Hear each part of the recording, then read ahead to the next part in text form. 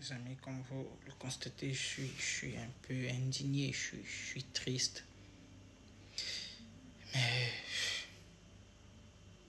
vous savez, jadis, l'église était un refuge. Quand je parle de l'église, je parle du bâtiment. Je ne parle même pas de l'église spirituelle, mais du bâtiment. C'était un refuge, c'était un abri, c'était un sauvetage. Mais aujourd'hui, l'église désole. Tu rentres souillé en chair, tu ressors souillé en esprit. C'est-à-dire, tu donnes tes 3T, ton temps, ton talent, ton trésor à l'église. Mais tu n'obtiens qu'une cause. Je n'en veux vraiment, ne me comparez pas à des jaloux, des petits jaloux, parce que je connais travailler l'argent, je connais comment devenir grand. Permettez-moi, mais je ne jalouse pas, mais j'ai mal pour d'autres qui se disent que venir à l'église, je viens à l'église pour devenir riche. Tu te trompes. L'église ne te rendra jamais riche. Au contraire, si tu viens dans cette optique-là, dans cette option-là, elle va t'appauvrir. Elle va t'ouvrir une porte dans laquelle tu te diras, si je savais. Et quand tu n'obtiendrais gain de cause, tu seras pire qu'un rétrograde. Tu seras, mettons, un impoli, un athée. Oh, l'église a mon pémonique, l'église en question m'a donné quoi? J'ai servi Dieu pendant longtemps. Parce que tu venais à l'église pour devenir riche. Fais attention. Donc moi, je ne suis pas de ceux-là qui vont jalouser le pasteur. Non. Le pasteur mérite ce qu'il est. Soit parce qu'il a Dieu, soit parce qu'il te montre très bien. Et toi, tu mérites ce que tu as. Soit parce que tu as le diable, soit parce que tu es idiot. Ça, j'avais dit dans mon ancienne vidéo que beaucoup de religieux seront étonnés. En fait, les gens qui seraient étonnés d'être en enfer, c'est les religieux. Venir à l'église, ils croient que... Révoltez-vous, sinon révoltons-nous. Quand tu viens à l'église, tu as l'impression que c'est un règlement de compte. Donc, du haut de la chair de Dieu vivant, ce pasteur X par le pasteur Y, toi-même tu as l'impression, oui. Parce qu'on n'est pas quand même idiot, non? Moi, j'avais dit à un pasteur, papa, grand, il y a beaucoup de plateaux de télé qu'il faut faire un débat. Tu trouves qu'un pasteur a mal agi. La Bible dit quoi? Va vers ton frère, non? Si tu ne peux pas aller vers lui de peur qu'il te tue, qu'il t'empoisonne, allez-y, trouvez un plateau de télé. Faites votre débat même à longueur de journée. Nous, on va vous soutenir dans nos fauteuils, dans nos lits. En tout cas, on va applaudir celui qui défend le mieux. Au lieu de venir le faire du haut de la chair, le diable est en train de nous distraire, mais d'un niveau pas possible. Du moment où on devrait se concentrer, se focaliser sur le maintien de la vie de prière, la dépollution dans l'église.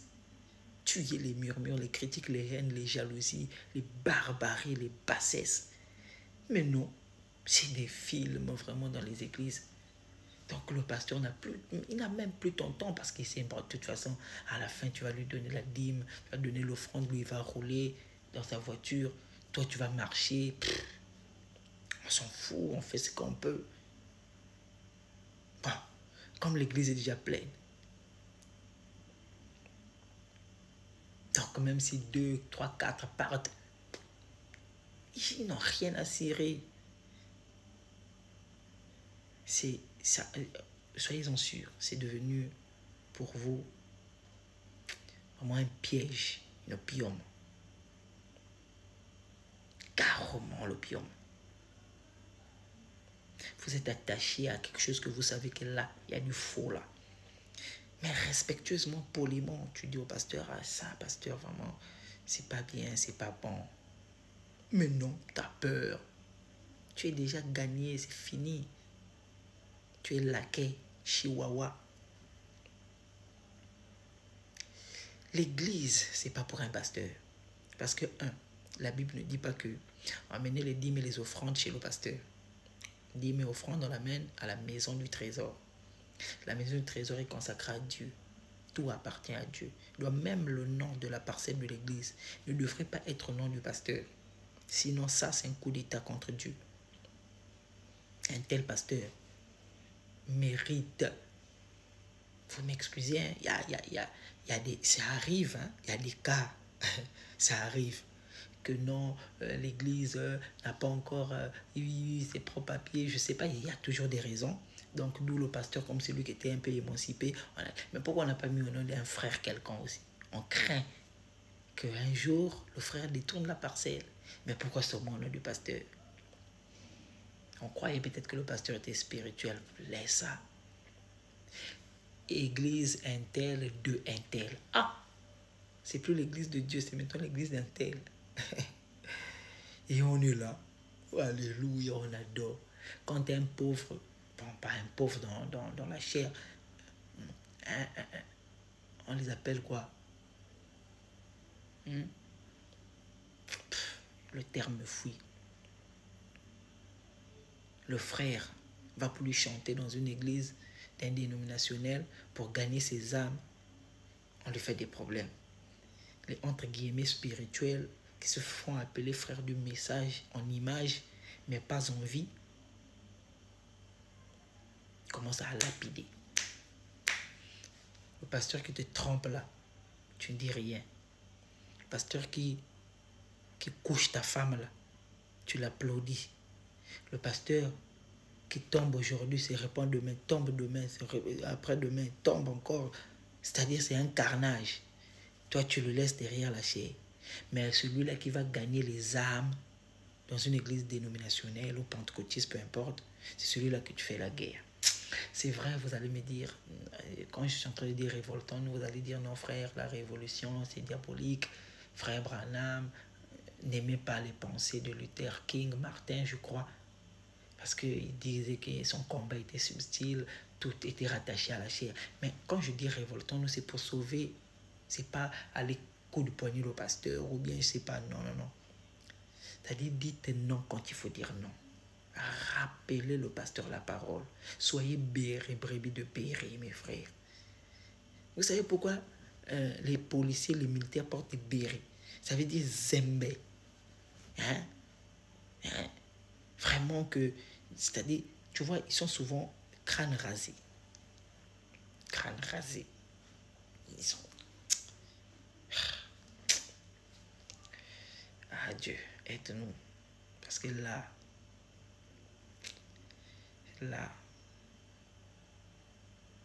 c'est comme ça que je disais, et vous serez surpris.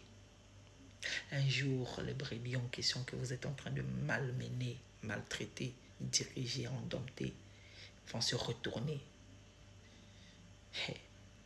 Le lion, on ne le case pas.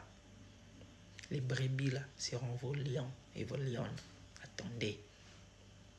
Quand ils se rendront compte que vous êtes dans la barbarie, mais attends, mes frères, même si on est spirituel, ou bien je ne sais pas si par idiotie ou par foi. Moi, ma femme, avant de passer à la noce, c'est toi qui dois d'abord prendre ma femme. Attends, on est où là? Ma carte bancaire. Tu gardes ma carte bancaire sous prétexte que... Attends, donc toi tu sais mieux dire... Ah, l'église. Frère, vous-même vous nous dites Wamba ou Bala. Ce que Branham a dit et a fait, c'est ce qu'on fait. Depuis quand Branham a pris les cartes bancaires des brebis? Donc vous pouvez faire. Nous, quand on fait, c'est pas scripturaire. Vous, que Dieu nous aide. Je vais m'arrêter là parce que je risque de devenir trop audacieux. Après, on va dire que je suis impoli et respectueux. Mais ça fait mal. Pensons-y. Ah.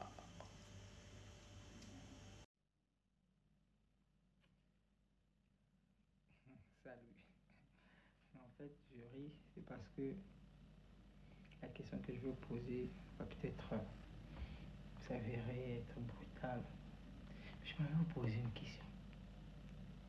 Qui vous a dit que c'est vers vous qu'on doit demander la permission, vers qui on doit aller chanter? Chacun de nous a son ministère. Nous avons reçu notre ministère de chanter. Vous avez reçu votre ministère de prêcher. Quand vos visas tombent pour aller prêcher à Paris, à Dallas, vous ne demandez pas l'avis des chantres, ni des brebis. Vous partez. Chant missionnaire. Chant missionnaire en Bobissi n'existe presque pas.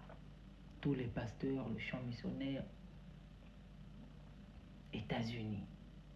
Chant missionnaire à Makola n'existe pas. Chant missionnaire à... Là, on ne parle pas. Mais quand c'est un musicien qui doit aller dans son chant missionnaire pour aller évangéliser par le chant dans une église dénominationnelle, il y a problème. Ça, c'est quelle histoire? Qui vous avait dit qu'on doit demander?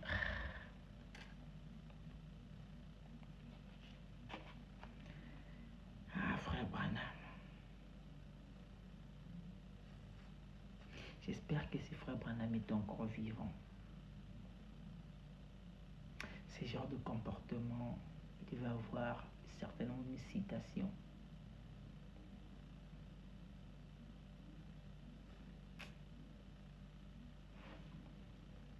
Mes frères, si tu dois aller chanter, t'es musicien, tu dois aller chanter, sois-en sûr, même si c'est un dimanche, va chanter. Tu es dans ce qu'on appellerait la volonté parfaite de Dieu.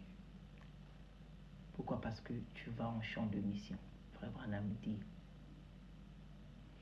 un serviteur de Dieu en champ de mission est dans la volonté parfaite de Dieu. Un prédicateur en champ de mission est dans la volonté parfaite de Dieu. Et un pasteur en champ de mission, si vous voulez, est dans la volonté parfaite de Dieu. Mais qui te dit qu'être prédicateur te donne le droit d'autoriser, sinon d'interdire qui doit? Ou bien qui vous dit que parce qu'on est dans le message, que ça nous donne le droit de ne pas aller, sinon de taxer? Toi, avec ton Saint-Esprit et ton message, tu couches les femmes, tu voles au boulot, tu mens, comme tout le monde. Mais en quoi tu es différent? Il y a des gens qui peuvent parler. Bon, j'ai éteint son nom. Il y a des pasteurs qui peuvent se lever pour parler, pour m'interdire de faire quelque chose parce que ça dit ce qu'il te dit, sa vie, sa cadre. Je ne dis pas son nom. Un pasteur qui peut se lever du haut de la chair et dire, je ne tomberai jamais. Hein? Frère, jamais c'est fort. Hein? Vous-même, vous aimez dire, on ne dit jamais, jamais. Mais lui, il s'est dit, je ne tomberai jamais. Voilà de tels pasteurs qui peuvent nous donner des ordres. Parce qu'au moins, lui, il nous fait honneur. Mais toi, tu te lèves un matin, toi-même, on ne va pas toucher le côté tombé là, hein, pardon. C'était pas ça en fait à l'ordre du jour. Mais vous n'avez pas reçu un mandat de dire qui doit aller chanter où. Nous, prédicateurs, dans le chant, on est en chant de mission. On va gagner nos âmes là, on va les gagner. Même chez les catholiques, on va chanter. Et puis j'ai remarqué, ce n'est que les entre guillemets frères du message qui ont l'audace, sinon qui se permettent de toucher du doigt. Et souvent, celui qui accuse en premier mystique, il n'y a que vous. Non, les catholiques là, les protestants là, les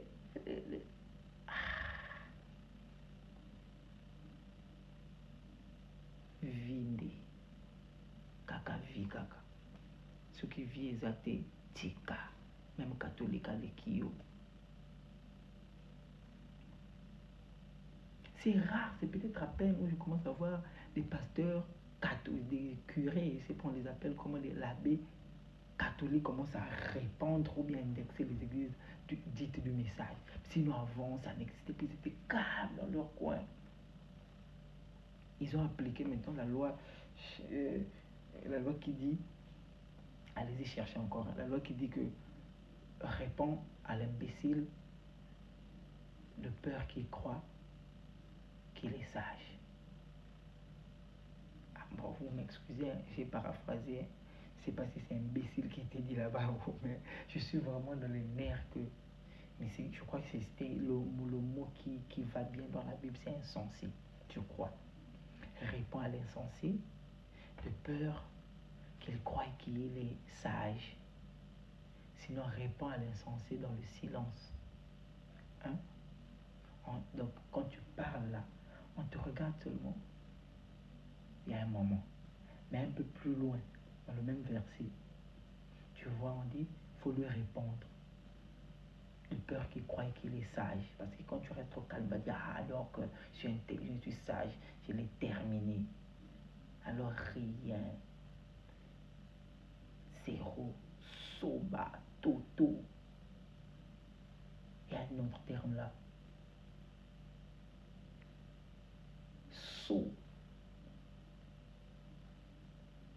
Il n'y a pas, c'est-à-dire, ne nous paniquons pas, il n'y a pas une loi qui interdit qu'un chrétien dit du message ne peut pas aller prester, chanter. Et c'est devenu, parfois dans les chorales, tu vois, non, je ne vais pas à l'église, je ne vais pas chanter avec vous, je ne serai pas là, je serai au culte. Le culte là-bas, tu fais quoi? Tu chantes, tu écoutes le pasteur te prêcher, parfois des choses que tu ne vivras pas. Après, tu donnes la dîme, l'offrande, le pasteur rentre à la maison. Mais au moins, si tu partais chanter parfois par ta voix, tu devais gagner une âme. Va chanter chez les démons, tu ramènes les âmes dans le village. Pilé. Je crois que c'est ça. Pourquoi se taper le luxe de dire que je suis dans le message, je suis différent de X? Si toi-même tu es conscient que ta vie ne reflète même pas le quart, sinon peut-être le iota du message. Mais entre nous soit dit, vous êtes déjà sauvés, non? Les gens du message sont déjà sauvés, sont déjà gagnés.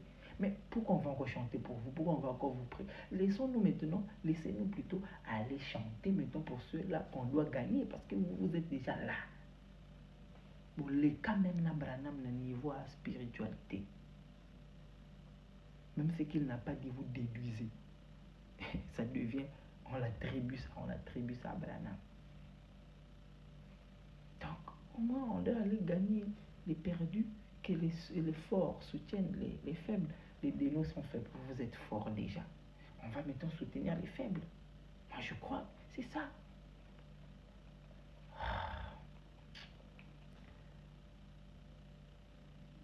Non, je dis que vous avez la chance, mes frères, que vous n'êtes pas sur mon sillage. Parce que si vous tombez sur mon sillage, soyez-en sûrs.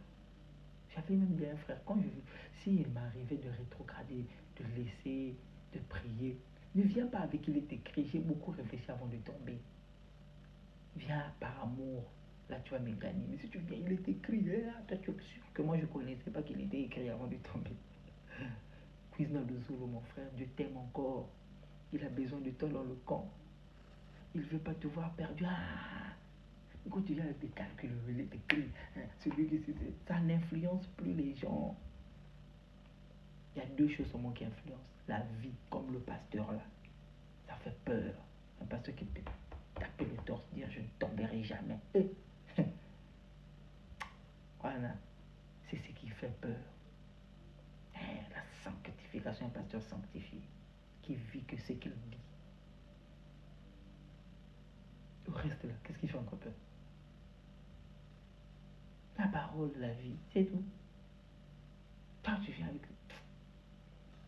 pica.